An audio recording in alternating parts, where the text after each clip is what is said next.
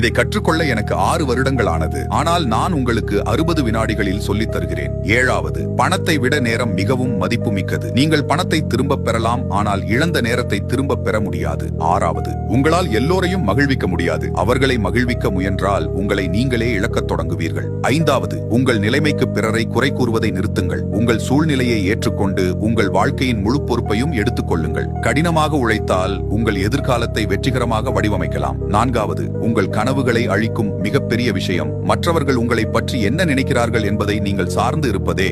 3வது, சிறந்த நபராக இருக்க உங்களை ஊக்குவிக்கும் நபர்களுடன் நேரத்தை செலவிடுங்கள். உங்கள் வட்டம் உங்கள் எதிர்காலத்தை வடிவமைக்கிறது. 2வது, குறுக்கு வழிகளை தேடாதீர்கள். உண்மையான வெற்றிக்கு பொறுமை, நிலைத்தன்மை மற்றும் விடாமுயற்சி தேவை. 1வது, தோல்வி முடிவல்ல, அது ஒரு ஆசிரியர். ஒவ்வொரு தவறும் உங்களை வெற்றிக்கு ஒருபடி மேலே கொண்டு செல்கிறது.